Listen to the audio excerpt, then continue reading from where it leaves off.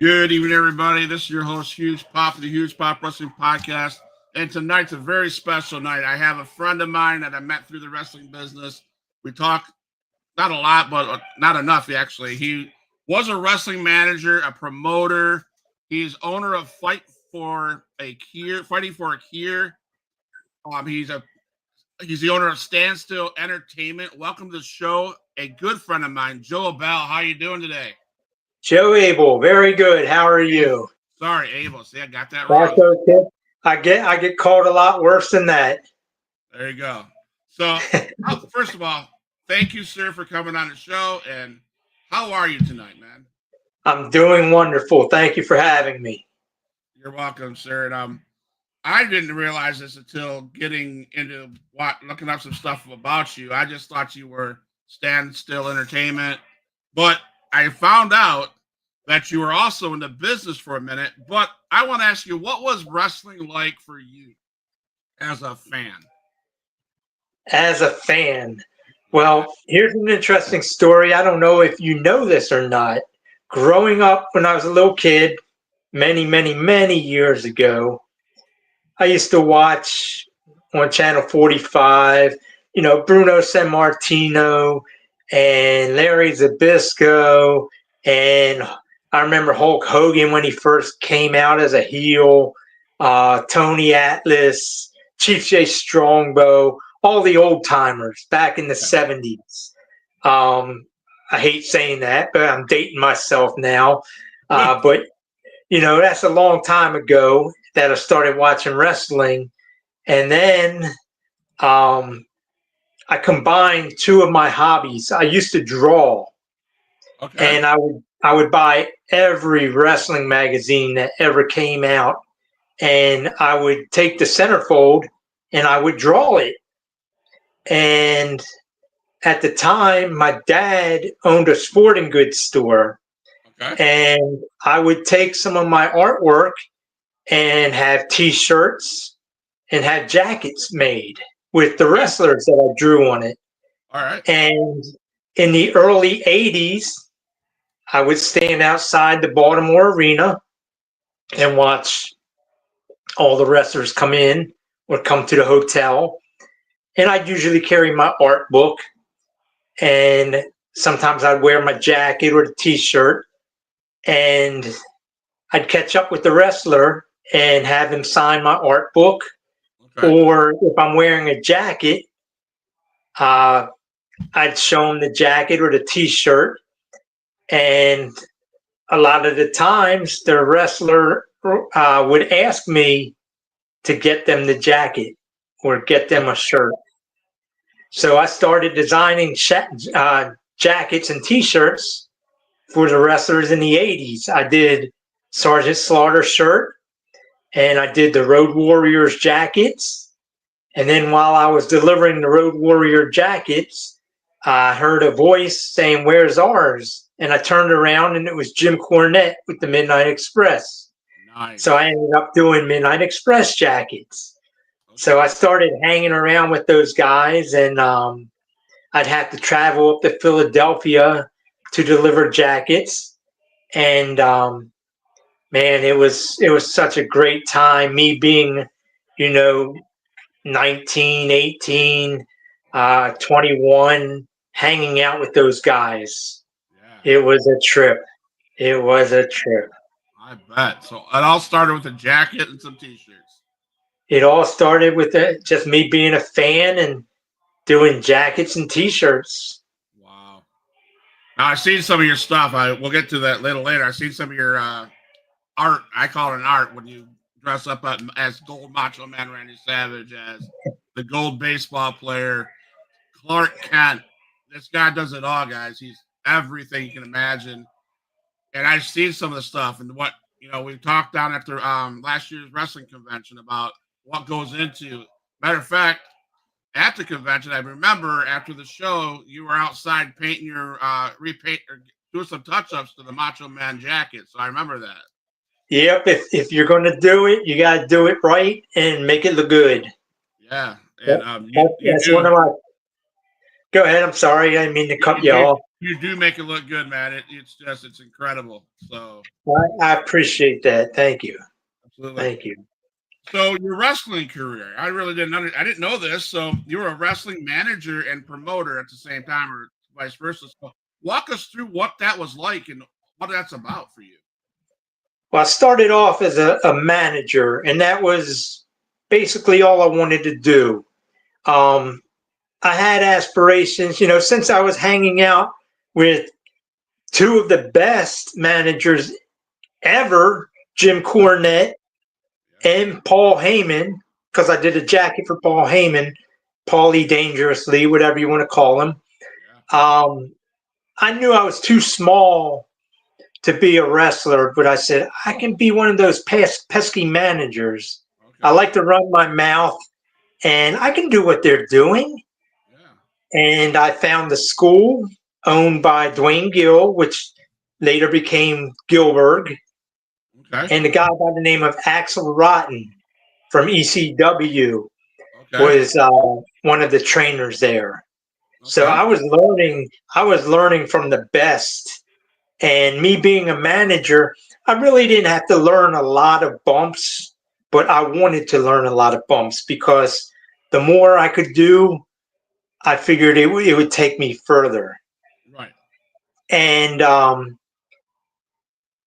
be honest, walking into school for the first time, I was more nervous meeting Dwayne Gill at the time, and Axel Rotten than I was hanging out with the guys when I was doing jackets.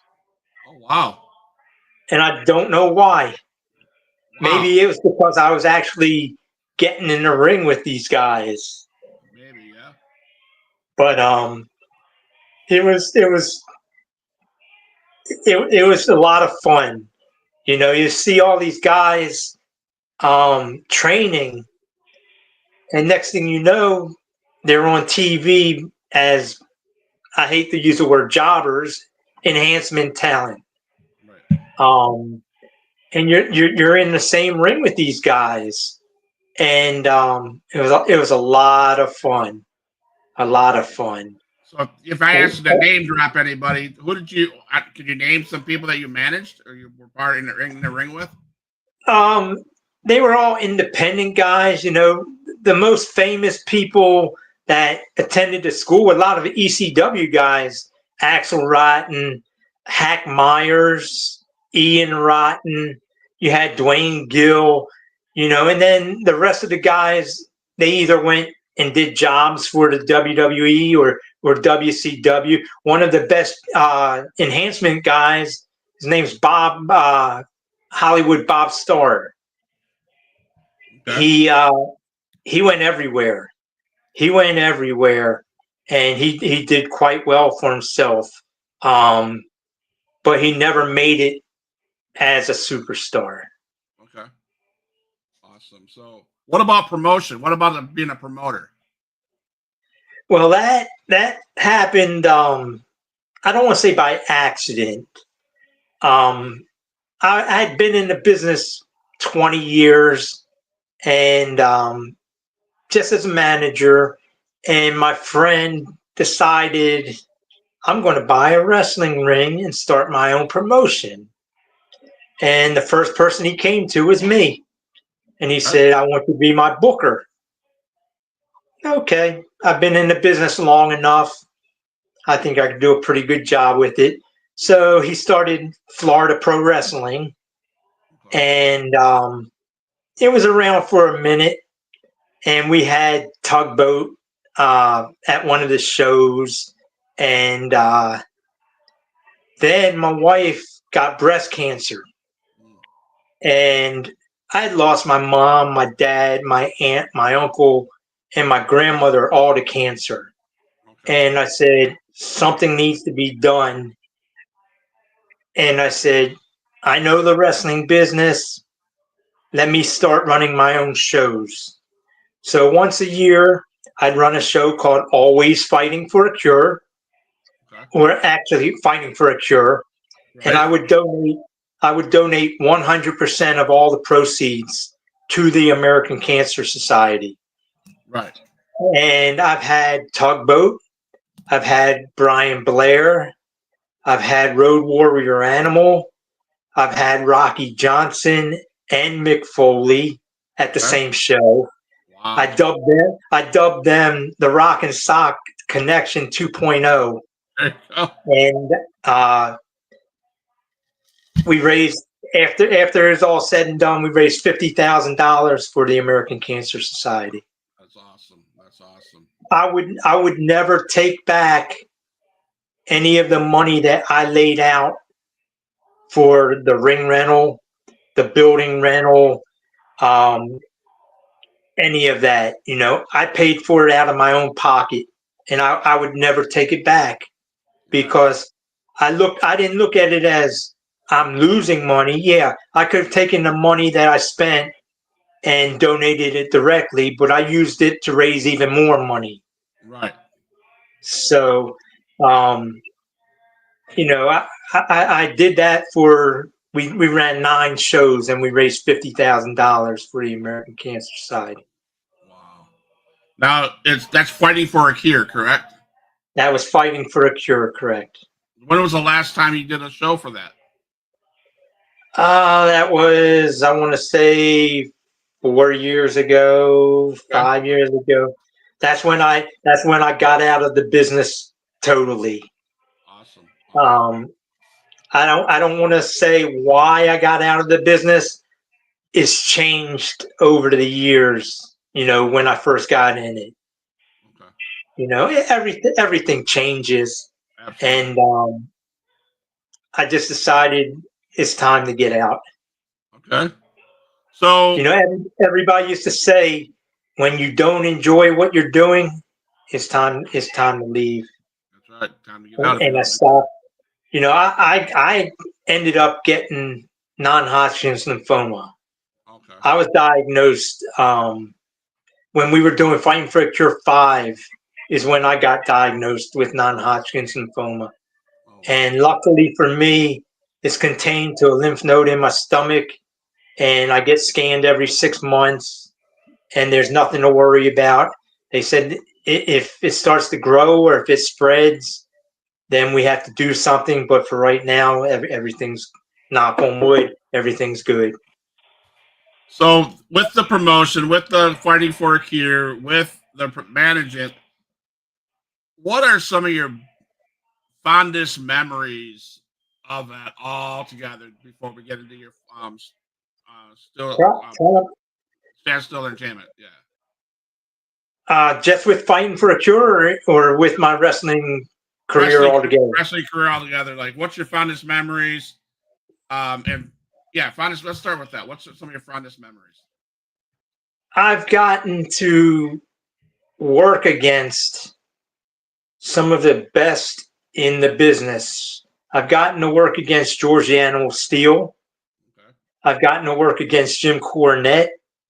I got to working with Paul Heyman. I'm one of the few indie guys that can say they've been hit with Paul Heyman's cell phone and Jim Cornette's tennis racket. Nice. Hey. I've put that on my bucket list. So, well, yeah.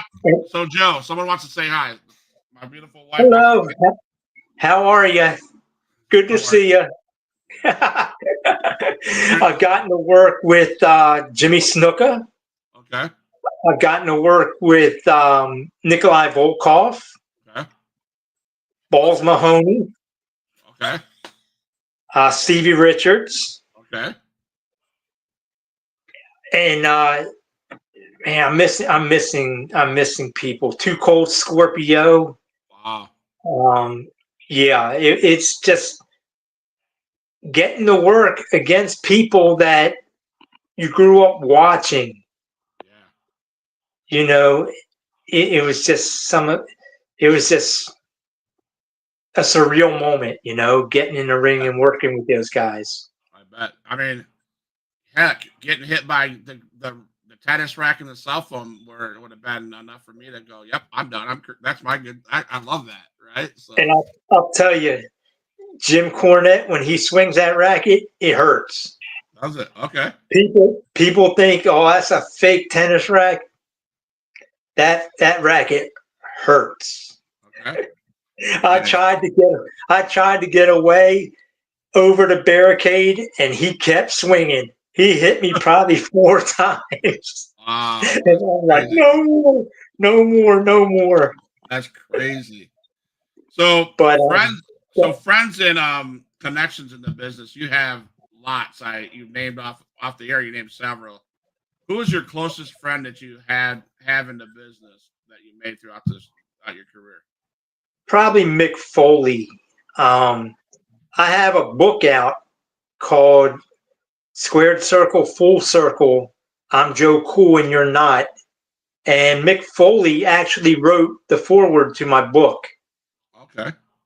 And Lanny Poffo, the Macho Man, the genius, Macho Man's little brother, he wrote a poem for my book. Okay. But What's that? Mick Foley is probably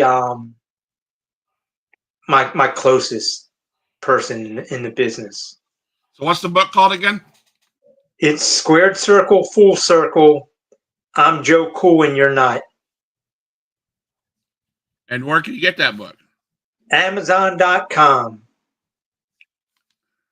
It's Is been there any, out. It's been out probably 4 or 5 years ago. so all your wrestling fans out there that are listening now or will listen to it, go check out Squared Circle, Full Circle. I'm Joe Cool and You're Not. Get that at That's Amazon. right. So let's promote that book. Let's get this guy the credit he deserves, man. So one last Another thing. Go ahead. another person that I got really close to before he passed away, that was Road Warrior Animal. Oh wow. That was from doing the jackets with them, with Paul and them. And when I started running Fighting for a Cure, I had him at Fighting for a Cure 3. Okay. So he was really close till he passed away. Wow.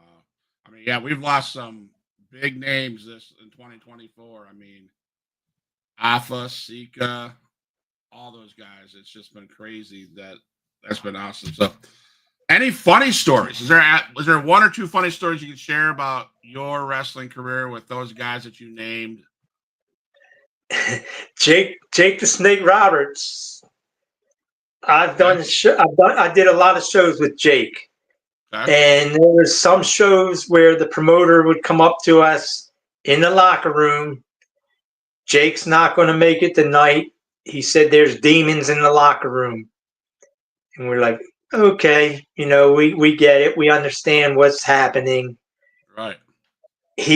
There was one show he did make it to, and everybody wanted to see the snake.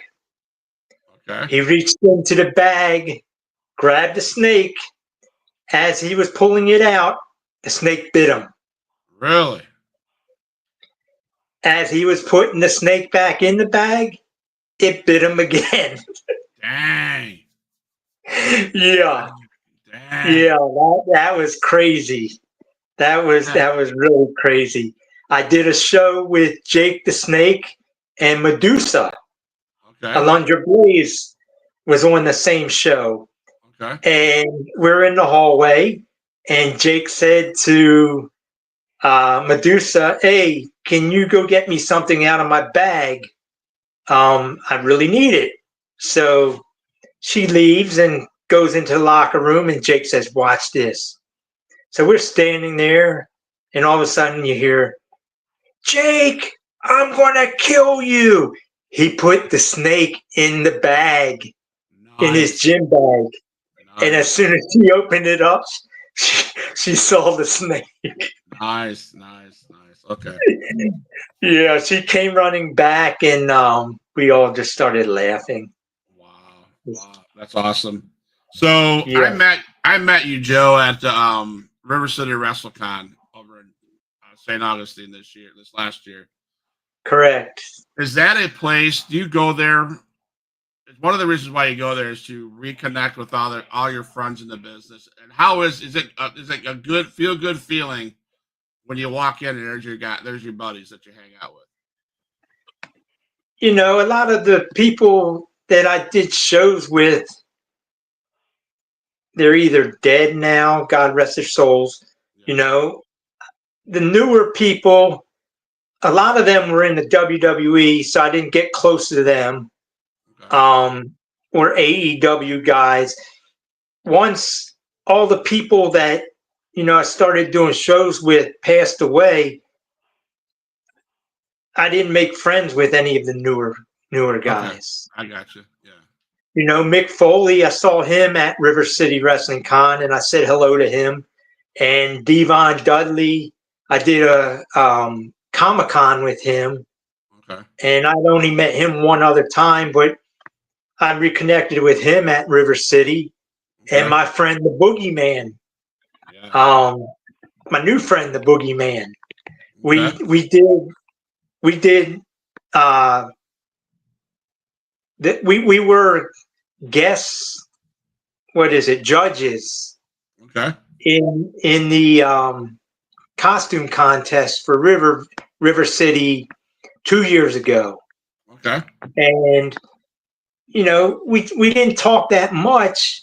And then when we saw each other at this year's River City or last year's River City, he came running up to me, gave me a hug, told me how much he loved me, and it was like we've been friends for 20 years. Wow, that's awesome. And we took pictures together, and what a great guy. That's What a awesome. great guy. That's Yeah. awesome. So, you make some friends, and this year, not Oscar, Bunakana. Okay. Bunakana was walking by me and saw me do the statue, and she came up and took a picture with me. And SoCal Val, they all see me, and they wanted to take pictures with me, That's and awesome. that made me feel really good. That's awesome. That's awesome. Yeah, yeah, That's awesome. That's good stuff. Yeah, that was a great connection. I was happy to meet you, and I met Randy Hogan there too. You guys were at a table together. That was an amazing time. You guys, Randy's a good guy. He's just physically, he's having a lot of issues. yeah, so we're praying for him. Yeah. So, Stand Still Entertainment. I have heard the story. I love the story. If there's any story out there in the business of wrestling entertainment that inspires somebody, I felt it was your story, and that's one of the reasons why I wanted you on the show is because you're brave. I'm just going to say some words. You're brave. You take chances. You don't quit, like we talked before we got on here. Yep. You have a goal. You're going to go get it, and you never stop working. You grind. You grind. So let's start off by let's talk about what Stand Still Entertainment is, and how did this all start? Well, Standstill Entertainment is a performance art. Okay, I'm a human statue, living statue, and how it started was I used to go downtown Sarasota every year during Halloween, and for 3 years in a row, I did a flasher costume. Okay, and after the third year, I got tired of doing the same costume, and I said, I want to do something different. And I remembered seeing the human statue in Mexico about 20 years ago. So I said, I can do something like that. And I put together just a generic costume that made me look like a statue. And I built this platform, and I went downtown, and I'm standing there, and people were going by me, and I'd move all of a sudden and scare them. And they would come back and say, where do we put the tips? And I'm like, tips? It's just Halloween. I'm out here to have fun. You know, I passed up about $50 worth of tips.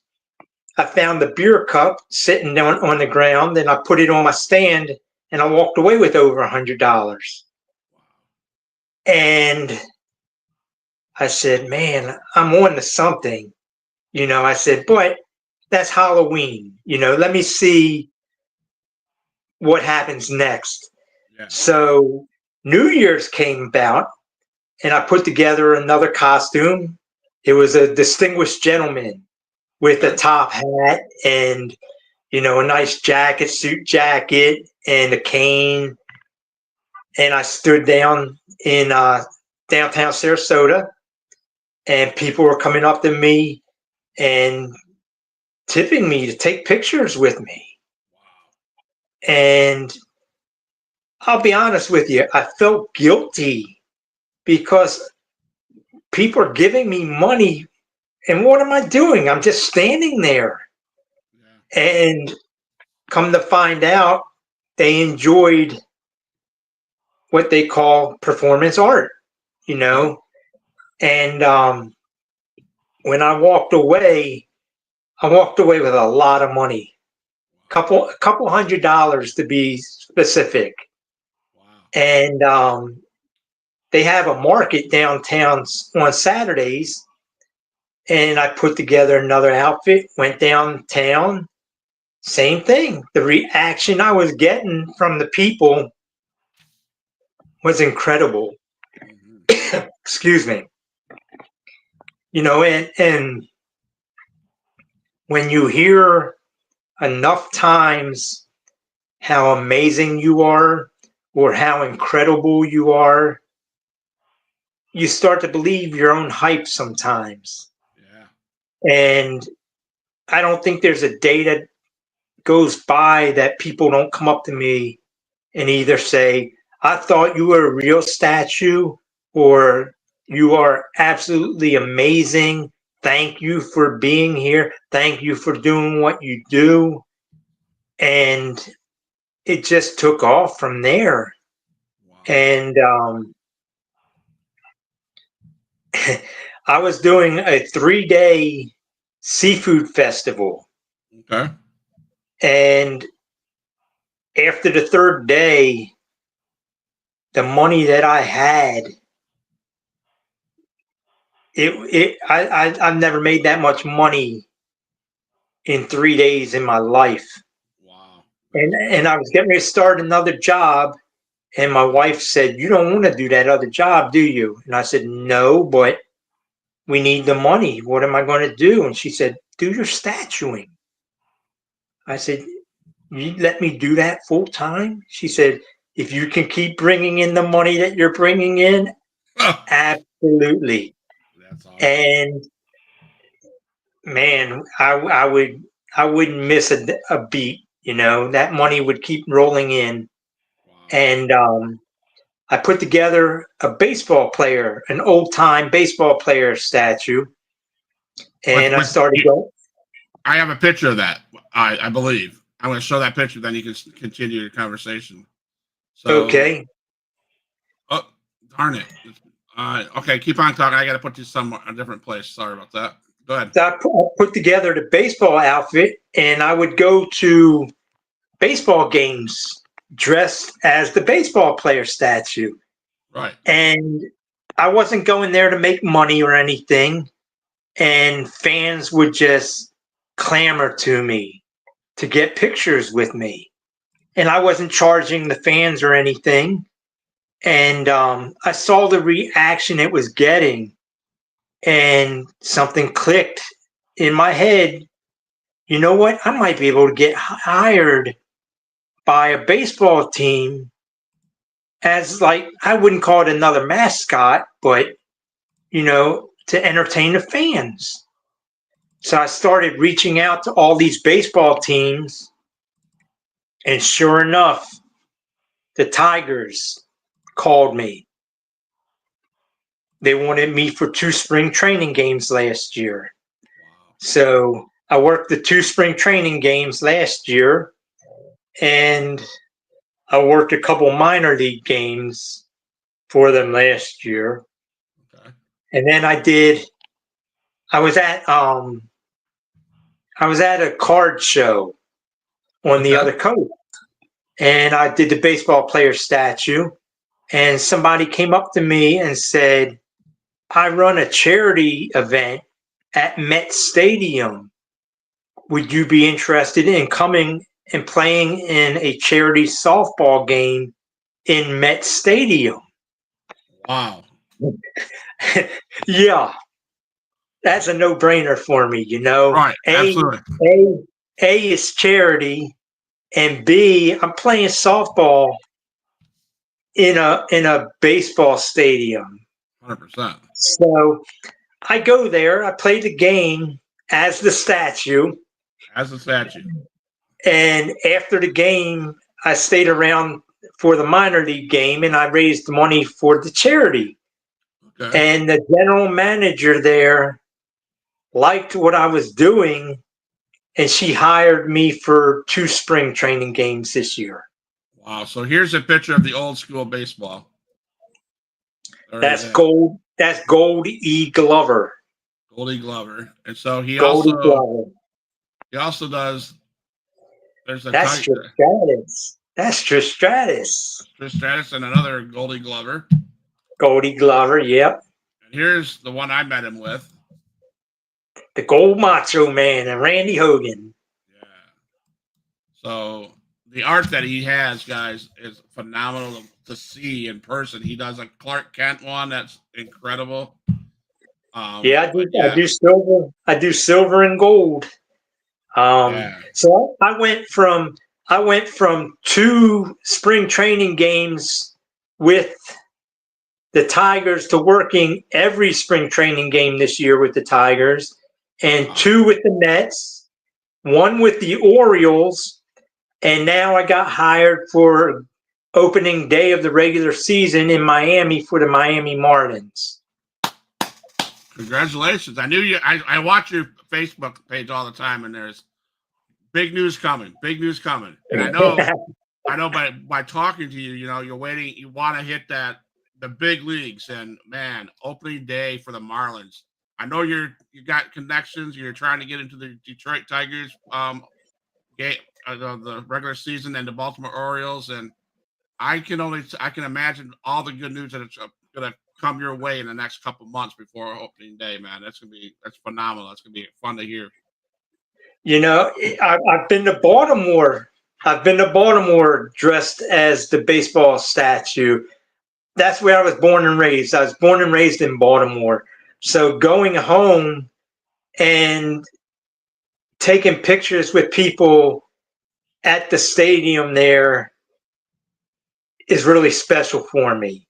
I bet. And it's funny. I'll tell you a funny story. When I first started doing the baseball player statue, I went outside of Ed Smith Stadium where the Orioles have spring training. It's 10 minutes from my house.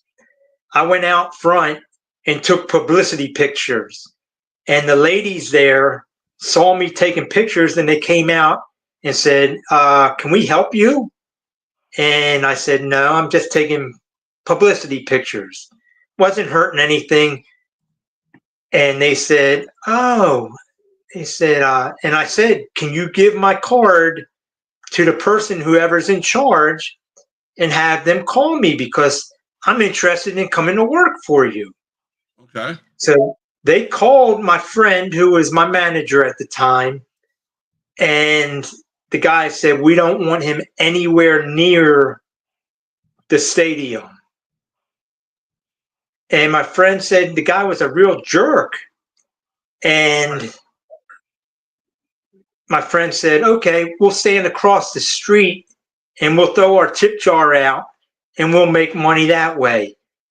And the guy was adamant. He said, I don't want him anywhere near the stadium. So fast forward to this year, I get a message from the guy. They want me to work for them.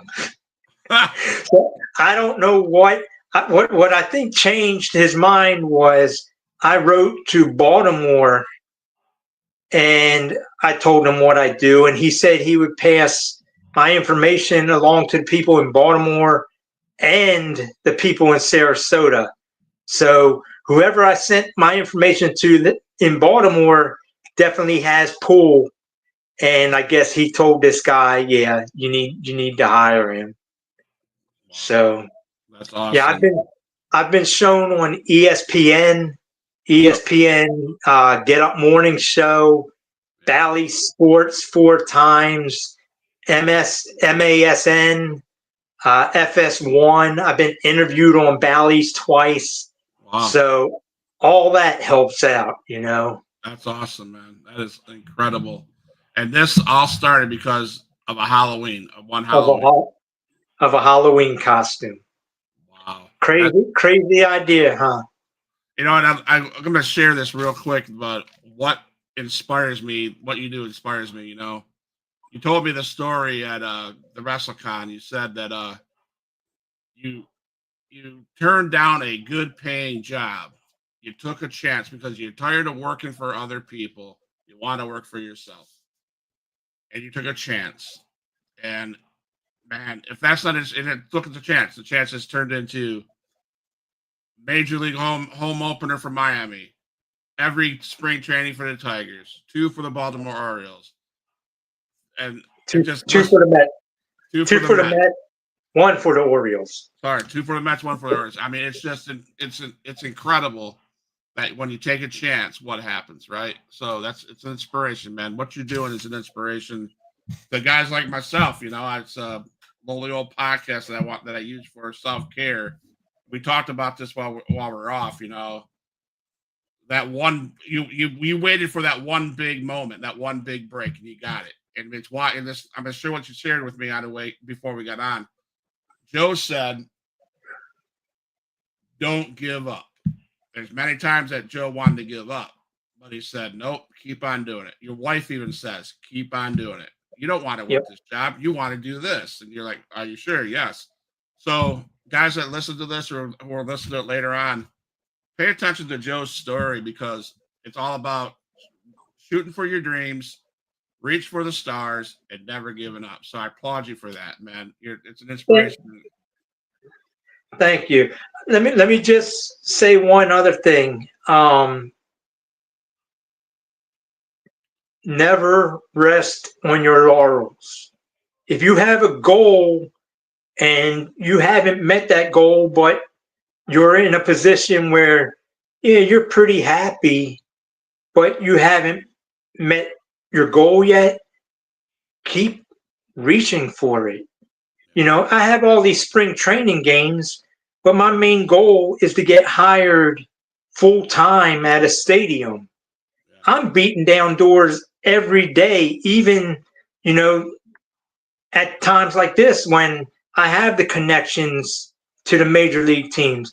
I'm always reaching for the next level. I'm always beating down doors every day, and I'm not going to stop until I get to that level. Yeah. You know, people think it's just a matter of sending an email or something. No, I use Facebook as a tool. I use Twitter as a tool. I use LinkedIn as a tool. You know, there's all these avenues that you can go down to try to make a connection, and you never know what connection you're going to make. That connection has a connection. Yeah. You know, when I'm on the streets working, and I get angry because a lot of times people take free pictures, even though it says don't take free pictures. They'll take a free picture and they'll walk away, and I'll get angry. And my friend says, don't get angry at them. You don't know who they are. They might take that picture and show it to somebody that can get you to where you want to be, or they might have a connection to that person, you know. So always be nice to somebody, you know, because you never know what that connection is. Absolutely. 100% accurate. 100%. So, what is your favorite all-time character that you do? What is your favorite character? Right now, it has to be the baseball player because I'm making the most money with it. I see that as my top guy right now. But I just about everyone I do, I make good money with all the different statues. I have about 9 different statues, and when I'm not at the baseball fields, I usually work downtown Sarasota, And I get a lot of the same people day after day after day that see me. And they'll see me as different characters and they'll tip me every day because they love what I do. I'll stand there and I'll scare them and they'll come back.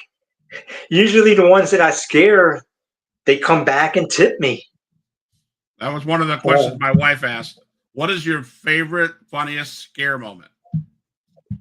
I had one the other day where this lady came up to me and she said, I have these two kids coming up, scare them. And I said, okay.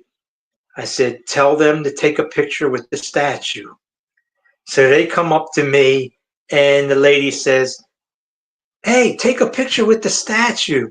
So they back up and they're standing there. And the lady said, okay, on the count of three, I'm going to take the picture. 1, 2. Before she could get to 3, I bent down a little bit. They looked up at me and saw me move and they ran screaming. And it's a lot. That's a lot of fun, when a parent will set up the little child, or I get a lot of adults that don't know that I'm a real person, and they go to touch me, because they think I'm a statue, or I'll just move slightly, and they'll run. I've had grown men run screaming because they thought I was a real statue. I've had people stare at me and just they can't figure it out. Even after I move, people think I'm either AI or a robot. I'll just go into one of these. Nice. And I don't blink. I don't blink. I have the talent of not blinking. Nice. So I can go minutes without blinking, and that helps a lot with what I do. Standing still and not blinking are two of the biggest qualities that I have for what I do. Wow. So has anybody ever timed you? What's the longest you stood still? I had a gentleman ride back and forth with his kids on bicycles. And finally he comes up to me, he said, man, I was driving back and forth for 20 minutes. You didn't blink, you didn't move. We thought you were a real statue. Nice. So yeah, I've had people try to stare me down before, and people just stare at me, and it's a lot of fun. It's a lot of fun. Wow. So the first time, I just for the life of me, I can't understand people coming back to me and saying, "Thank you for what you do," or "We really enjoy you being here." Yeah. And that means more to me than anything in the world. Yet there are people liking what I do. Yeah. It's just incredible. That's awesome, man. So Never in a million years would I ever thought that I would have this many fans and people liking what I do. that's incredible, man. You do great work. I can tell you that. So, Thank you. Other than Macho Man, is there any other wrestlers that you do? No, Macho Man was the only one. I've been toying with the notion since I'm gold, since I do a gold statue, I've been toying with the notion of doing a gold dust. Okay. All right. Honestly, I don't know if I want to do any more wrestling conventions or anything like that. And the reason being is because fans usually come and they want pictures and autographs with big stars, not some guy dressed as a Macho Man statue. Yeah. I did it more for nostalgic reasons. I was a huge Macho Man fan, and the first time I did it, fans liked it. The second time, I would get the taking free pictures and walking away, taking free pictures, walking away. They don't understand that I was there to make money as well. Yeah. It's just hard in conventions like that. Yeah. I do sports conventions now, dressed as the baseball player statue, and the last sports convention I did, Wade Boggs was there, and John Smoltz, and Trish Stratus, and Rikishi, and all these sports people, and they were all coming up to me, getting pictures with me. They wanted pictures with me, and they loved what I do, and that's a lot of fun. That's a lot of fun. Absolutely. Yeah. So where did you get your inspiration? Did you just see, hey, I mean, because what the tiger one looks like Ty Cobbett, to be honest with you, old. I get that a lot. Yeah. So what happens, man? What happens in the household of Joe that he can come up with these ideas? I'll be honest with you. The first one I did, the first celebrity or sports person I did, the Macho Man one, came to me in a dream. Okay. I was doing River City and other wrestling cons as Joe Cool, my wrestling persona. And I said, I'm not making much money. People don't know me. And I started dreaming, and it came to me in a dream. Said, everybody knows Macho Man, and I'm doing the statue thing now. I can put together the costume. And that's the first time that that's the first inspiration I really had, was it came to me in a dream. And then I said, if I can imagine it, I can transfer it into a costume. That's awesome. I don't think there's anything I can't really do. I tried doing a tennis player. The more skin I show, the harder it is, because I'm not going to paint my whole body. Right. I get away with long sleeve shirts that are painted gold. I wear gold gloves for my hands. So basically, all my costumes, the only thing I have to paint with the face paint is my face and my neck. Okay. And I have hairspray, colored hairspray for my hair. Everything else is pre-painted. Okay. So I put together all my costumes. I imagine what it would be like, and then I just go and find the costumes and paint them. Wow.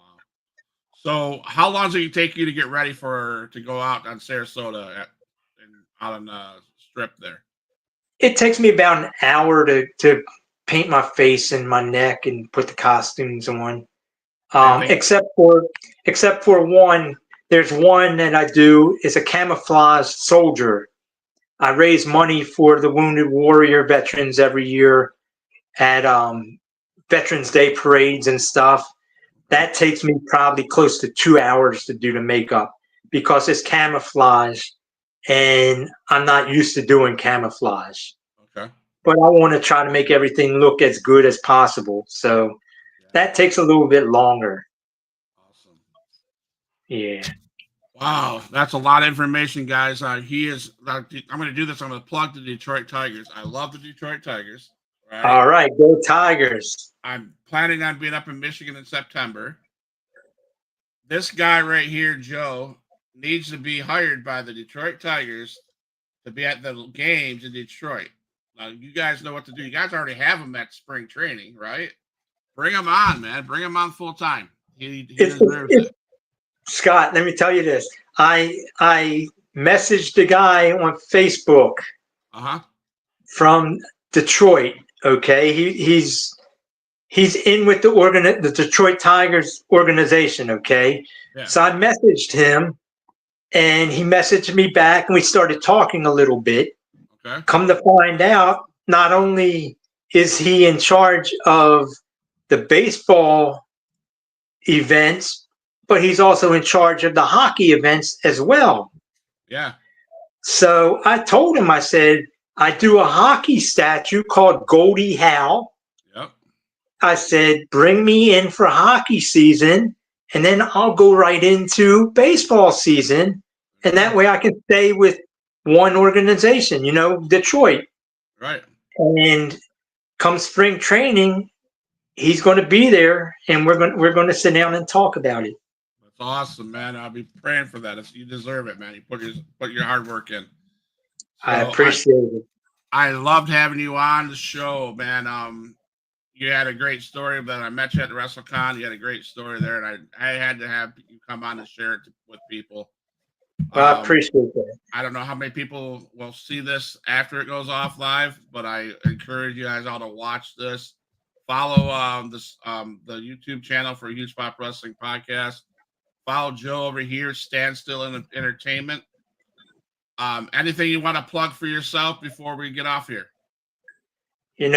Just March is spring training.